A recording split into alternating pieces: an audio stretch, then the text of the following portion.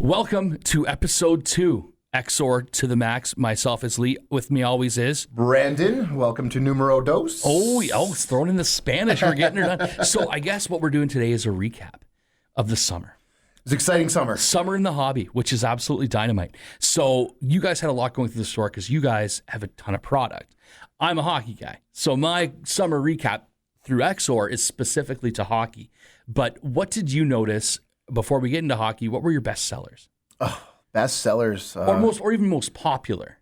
Most popular, I have to go with Lord of the Rings. Universes Beyond by Magic the Gathering. Yeah. Brilliant idea by Wizards of the Coast and Hasbro to bring in this IP that's globally loved and revered and has been for decades. And it turned people who would have never given Magic even a second thought to be like, okay, I'm going to buy a few packs, and then a few packs turned into a few more packs. All of a sudden, they're at our events, which we had an amazing event. We actually gave out Lord of the Rings rings for that one, which was really cool. I had seen those. Those are dope. It was pretty cool. We pulled out all the stops for a lot of our events this summer, and it definitely showed. But Lord of the Rings, we nailed that one out of the park. And then with the One Ring finally being, not finally being hit, it got hit way faster than I thought it would. Honestly, I thought it was going to be hit maybe in December. The second wave. However, with it being pulled, and it pulled in Canada, baby. Oh, dude. Well, and I have a decently 6 degrees of separation from it. Oh, yes. Tell us about this. Yeah. So my friend, they own a hobby shop in Whitby called Maximum. And I guess what had happened was, and I don't want to get the stuff too messed up, so I come off as slanderous because I'm not. It was a customer of their store, did not buy it there, but his cousin was the one who pulled it. And he went to them for advice on what to do because it was the stuff when you and I were talking about it, because before the product was out, my first thing was, I'll send a DM to Post Malone. Like that was my first thought, right? But then you were the first one who said to me no, your first thing is call a lawyer. Absolutely. I never, that did not even cross my mind. Well, I don't think anybody could have realized that it went for, over $2 schmil. Yeah, 2.6 is the number I've heard floated around in the interwebs there, but it hasn't ever been released exactly how much it was let go for. I thought I saw north of north of 2 million for sure, and he got to meet Posty and everything. Like it was so cool, and Magic the Gathering. Like I said, it was really smart of them to get this IP, to get the fan base, and then of course doing that one of one that they've never done before. It instantly superseded even the most expensive Magic card in all of history, the Beta or the Alpha Black Lotus. And the way that they tied it into the One Ring of, you don't even need to watch The Lord of the Rings to know what the One Ring means. And then you get... It's in the name. Well, I know, and you get every hobby enthusiast because everyone knows what a 101 is.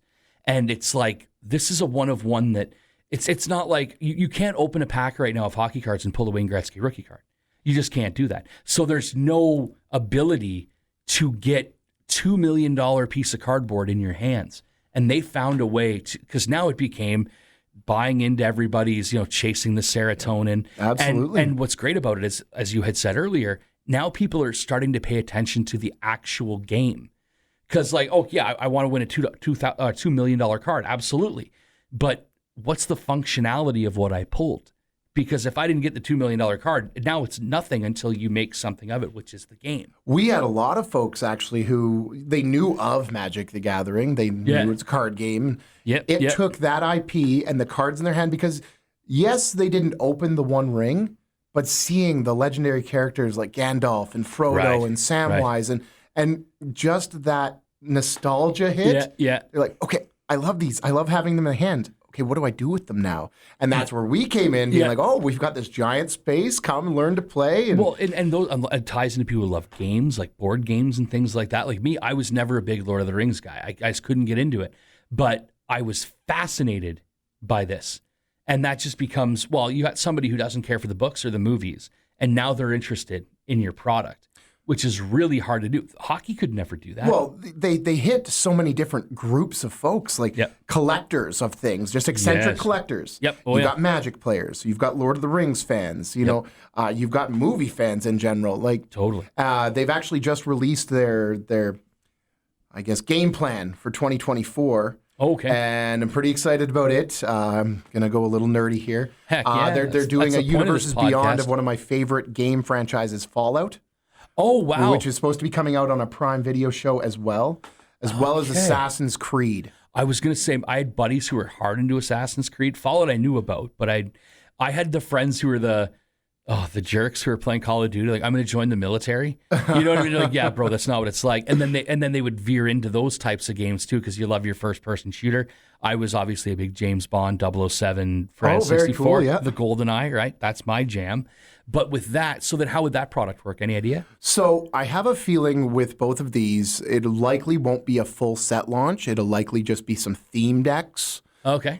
So they're just pre-constructed decks that'll have cards that either are brand new or reprints with different names to make it affiliated with that universe. But getting back to Lord of the Rings, it kind of started it all to, the world's your oyster now. Oh. You can get people who never would have given Magic the Gathering a second thought, and now they're just in. And and now you're addicted, because that's all it takes. Like when we were talking last time about what got you in, is it your first pull of your favorite player, whatever it might be? Like my bread and butter is hockey.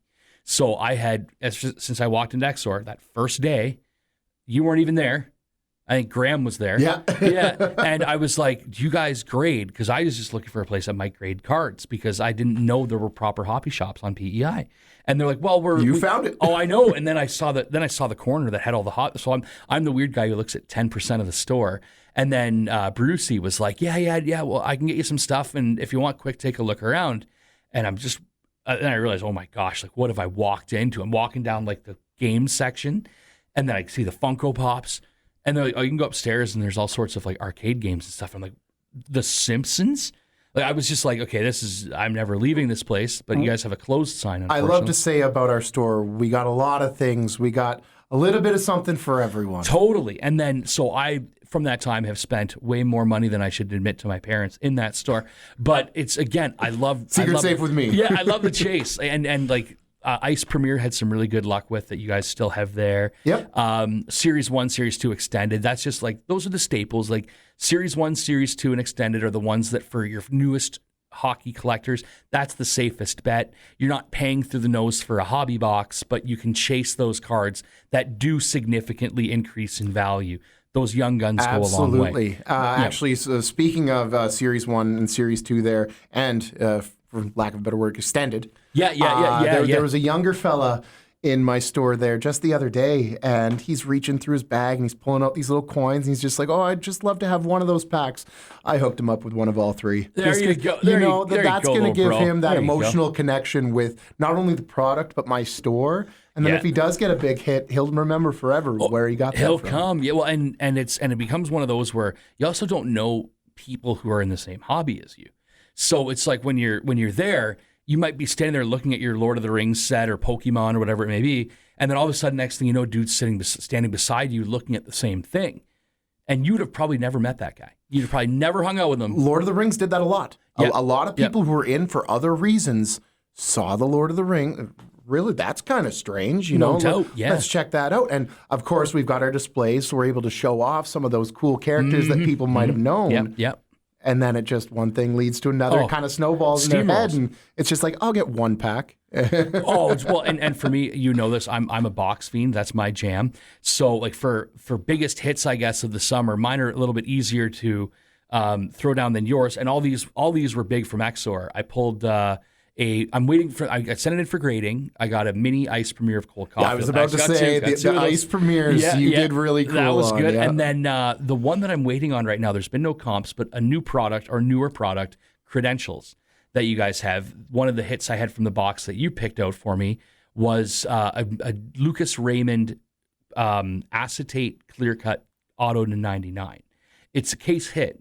But I've not seen one for comps, because as people ask, well, how do you establish value? It's quite difficult. Yeah, it is. People show up with some cards, and if they're, like you said, if there's no comp, you're shooting in the dark. Yeah, and it's like, well, put it on eBay then. And if people don't have an eBay account, well, what do I do? I'm like, honestly, unfortunately, you just have to be patient, or you can, because you're like people. What grinds my gears is when they come into a hobby shop and they act like they're flippers trying to make a boatload of money, and you're like, then don't go to a hobby shop because people make the joke on Pawn Stars all the time.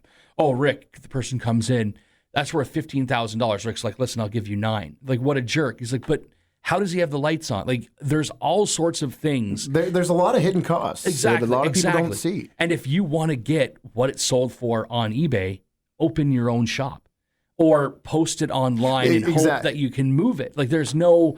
I like the availability and convenience of walking in and saying, hey, Brandon, I've got this card. Here's the comps. Good leads, but a $75 card. Cool, man. 45? And we always work that in. Yeah, that's what I mean. Like, and that's what it is. We don't want to undercut because we want you to ultimately keep on bringing your cards. Exactly. But at the same time, it's like, yeah, we can't take that much risk. Whereas if we sit on this, are we going to lose money on it? You know? And especially when you're getting your feet wet in new areas, you can't take those risks. It can get to that point. But if people are too used to that, they're going to ruin the experience for everybody. And that's what a lot of people overlook and something that we wanted to address on the podcast because it causes a lot of confusion with a buyer or seller who doesn't understand the product as well. It's like me with real estate. I've had my real estate license for years, and people always tell me how much they know about real estate, and it's literally because they watch Love It or List It. and I'm like, oh yeah, no, that's exactly what it's like. Like, come with me for a day. You're not going to be entertained. Oh, well, there's legwork that goes into the behind the scenes. Oh, and it's boring. Like it's a boring industry. Like it's fun, but it's boring. If you job shadowing you for a day would be a blast. Not gonna lie, I have a very awesome job. Same, right? And same with me at the radio station. Same thing. Yes, I would love to shadow you here as well. Yeah, absolutely. But for real estate, no. But they make it look amazing on television, and they make it look very like anybody could do it with no experience. So for what we do with the hobby industry is it's educating people in a proper level that they're not like, oh no, I'm not being ripped off. That's just the cost of doing business with a hobby shop. But the thing is, it's the cheesy line for you walk out right now, cash money, it's yours. Okay, then you don't have to worry about shipping it. You don't have to worry about waiting and then having the person come back saying, I haven't received it. Now you have to give me my money back. You're out a card, you're out your money. When somebody's buying and selling, you're basically brokering a partnership between each other. Totally. You're handing off the risk for a payoff. Yep. But understand who you're selling that card to is taking the risk. And, in the world of hockey, what if that player suffers a career-ending injury? Oh, totally. Or you have a player where you sold their young gun for $10, and then next season they put up 50 goals. Well, now it's a $200 young gun, and you're like, you ripped me off. Jason Robertson's the world. My buddy was buying Jason Robertsons for $7 a piece, and I will never forget this. He bought 5 of them for $7 a piece, and the buddy who he bought them from threw in an extra one, because he bought them in bulk. And he's laughing now. And he also bought, it was an exclusive young gun of, I think it was Jake Ottinger. Oh, okay, Same thing, because Ottinger, when that series came out, he hadn't exploded yet. He was still good, and he was still going to be the number one guy in Dallas. But around here, why do you pay attention to Dallas? You don't. You just don't do that. So, like, for me, it's one of those where I try to, as I've told you many times, my goal is I buy a box and one card pays for that box. That's the goal. I'm not in it to be like, oh my goodness, I'm going to make $950 off this box of cards. It's I paid for this experience, and I hope I didn't lose a lot of money in the purchase. Well, you're a personal collector, though, as well. That's true. PC big time. Yeah, personal collectors, and as you said, like the flippers. Yep. They're two different personalities. That's true. For sure. Oh yeah, and they're fun to deal with, but also at the same time, they're the ones where it's, for as far as I'm concerned, I tell them all the time, I'm like, then open a shop, open a store. Yeah. If that's really how you want to grind, that's no problem. But don't go to a place that's what they have to do to keep their lights on. You know what I mean? Like, if you want to do it, go ahead, take it. But they're like, well, I don't want to waste my time. Exactly, because it puts time. And we'll always be fair at Exor. Like, of course. We're never going to take anybody for a ride. No. We give fair and accurate prices to any kind of comps that might be available. Yep. So yeah, you can always breathe easy knowing that you can take your stuff to Exor Games. Well, and I have. I've done a bunch of deals with Graham as well. I have stuff that I'll be bringing in to show you because I need to pay some bills down, and and that's just thing about a personal collector is the collection starts to grow. It starts to get big, and you're like, oh, do I need groceries or do I need this Austin Matthews card? But now you need another box of statue. That's true. That's true. Two in, got a 5. Just today pulled a auto to 5 for Casper Bjorkqvist, which is unreal. I'm glad to say that I was here for that break. It's a good card. It's just the hard part is again right now because until he cracks their lineup, It's an auto to 5. It's a rookie auto to 5, which is essentially a great card on paper or cardboard. I made that joke. Imagine a coach that's a hockey card fanatic. Yes. I've got this guy. Yeah, fourth line, no more. You're top line center. You're on the power play. BP1. Yeah. So now that we've kind of gone over like the best of the best, actually there was that one poll that you had that you were telling me about earlier. Yes. So another awesome thing that we had unveil for us over the summer was the Commander Masters launch. Very, very cool. It was 100% reprints. Yes. The set, it's not like we saw anything new, but some of the new cool art, the designs were unreal. And we had a gentleman actually come in. He wanted to buy 3 collector boxes. I said, totally fine, went to go reach for them, and then a 4th fell. Ooh, that happened. Now, in the card world, I don't know if you guys know about this. I'd never heard this. I like this. Apparently, if a box falls, that's some kind of kismet. That's some kind of good luck. Yeah, good juju. This fella says, no, I'll take that one too. And yeah, he ended up pulling a foil-etched jeweled lotus. I don't know what it's retailing for now. I was just going to say, what's the value? It was around $1,200 last time I checked. Yeah, that's a banger. Yeah. Pretty cool pulls. My biggest hit of the year, I don't think it'll get there. I can see that Raymond falling anywhere between the 4 and 6 range. Okay, right which on. is still not bad at all. Oh, still lots of months left, 2023. No, true. And with my Caulfield that I pulled with you guys, depending what PSA has to say. How many Caulfields did you end up getting? I ended up getting 3 mini Caulfields. 3 mini Caulfields. 3 rip cards that pulled mini Caulfields. I've had many rip cards in the past, which is a really fun feature to the ice premiere. It's frozen ice. I love that. When you showed me that the first time, I was like, it's a card inside a card. Yeah. That's unreal. And it's a nod to Chronology, which is another set that they do where they're called time capsule cards.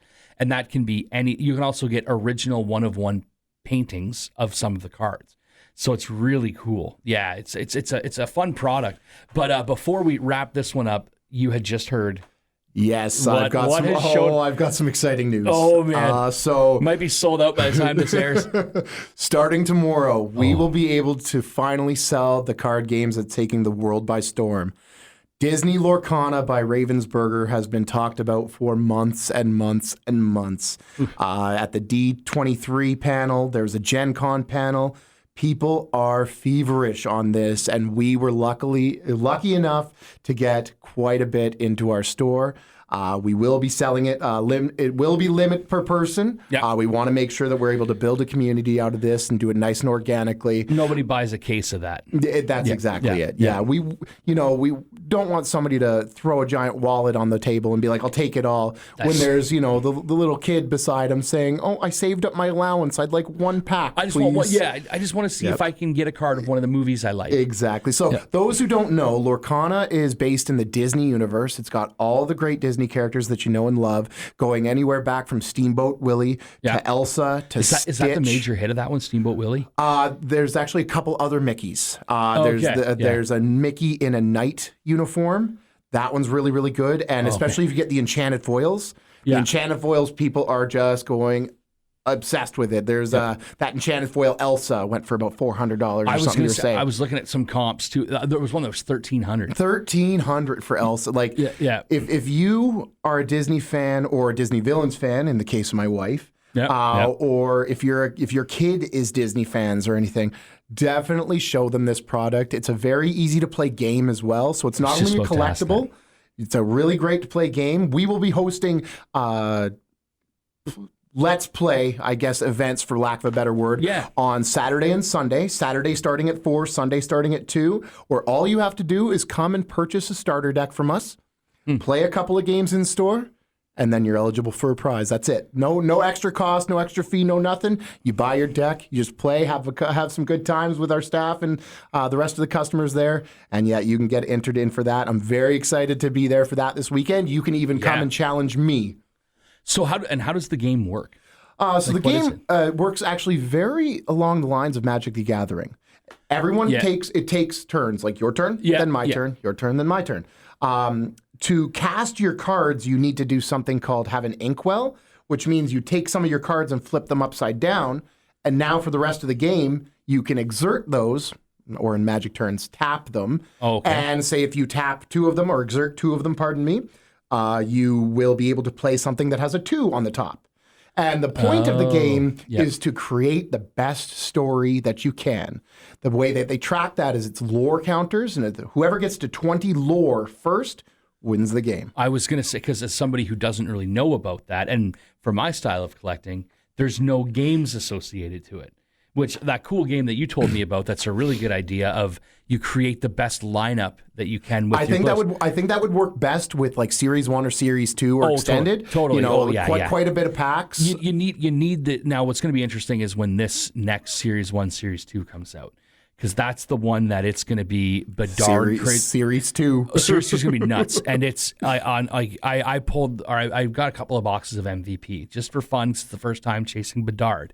But it's like that Series 2 is going to be bananas because they've increased the number of cards per pack and they've decreased the amount of packs per box. So it's still... I like that. Me too. But it still does what you're saying. It gives you a lot of options to play. And this is something where I know going into the fall, we're going to try to get a lot of events going at Exor, a lot of which that I want to help host and be at, because then that way that's my bread and butter. Absolutely. And with those events, it gets people in there, like trading nights, nights where you can come in and break. Like I think a great opportunity is people just coming in and buying a plethora of different products and just watch people break. Find out what they're breaking. Talk about it because you just never know. And again, you might see somebody pull a $10,000 Pokemon card and know nothing about Pokemon. You might see a guy pull a $2,000 hockey card or basketball card. Know nothing about the sport, but you see something massive. I'm not going to lie. The thing that I love most about my job probably is the look of elation on someone's face. We have a regular customer in our store quite often by the name of Dawson. Yeah. And he pulled one of those Charizards, and then he pulled a Giratina, and I heard him from across the store, and I had to rush over. Yeah.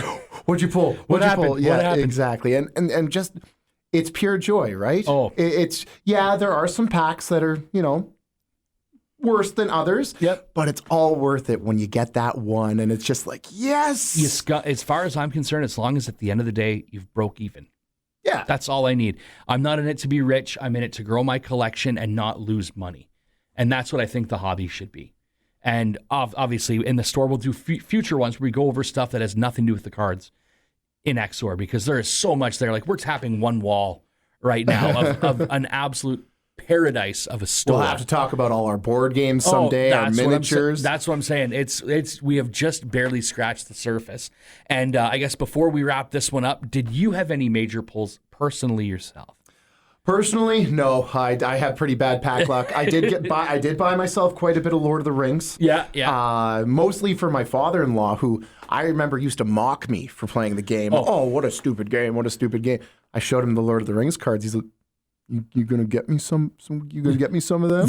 And now he's bought 2 boxes of them. He's got a binder. He's got it all, and I'm just like, yeah. Who you mocking me now? Yeah. Now you get it. No, absolutely. That is perfect. Well, that I guess is enough for the best of the summer. Best of the summer. It was a great summer. Want to thank everyone for coming to all our events. It was fantastic. We've got a great fall schedule planned along with winter. That'll be the next one that we will go over in the next week or two. We'll get it back going again. The sky's the limit for Exor Games. And I'm excited to see what kind of hockey stuff I can bring to the store, because we're going to start building some presents for me there in the store, because I'm there all the time, and I might as well do a little behind the counter to get to know some of the people. Sounds good, Lee. Awesome.